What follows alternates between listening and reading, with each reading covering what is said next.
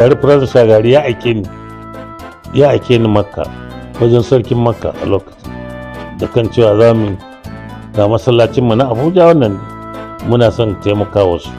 Shine sai sarkin Makka Abdallah kenan a lokacin Abdallah ya ba da kuɗi $6 miliyan a lokacin fa shi take off Muhammad draft da $6 million.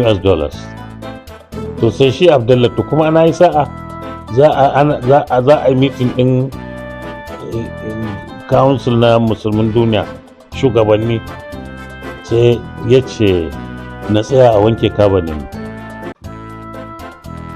Da ya faɗa min ban iya barci ba rannan dan daɗi, muka ku shiga aka wanke kabanin. To wankin mutane za su ci wai ko ruwa za a ɗiba a ta watsa, ba haka ba ne. Zamzam za a ɗauka a sa a bucket da yadi haka, sai a ji ana goge ta. To mun yi layi ni next me Yawul Haq a lokacin shine yake goge president na Pakistan.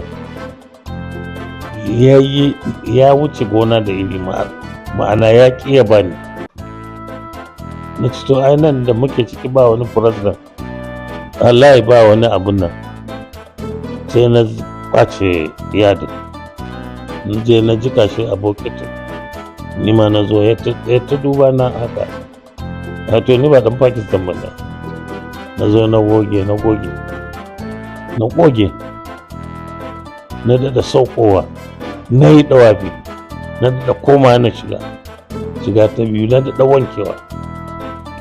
Na zo na kawo wannan kuɗi. President ya ce mun gode, ya kira Shehu Musa yar Adua ya kawo wannan dabu na kuɗi miliyan 6 intact, ya baiwa Shehu Musa yar Adua, ya ce gashi Saudi Arabia, King of Saudi Arabia ya ba da gudunmawar wannan kuɗi a ci gaba da aikin masallaci mai National Mosque. Ni na kawo wannan kuɗin.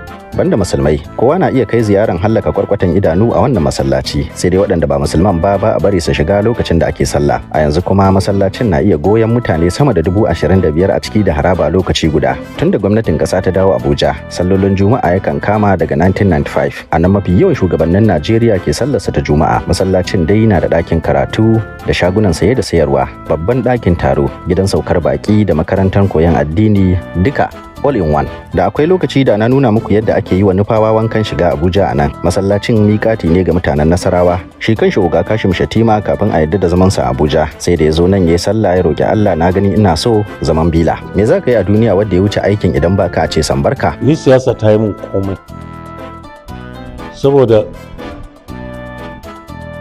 na shiga ɗakin Allah sau 2.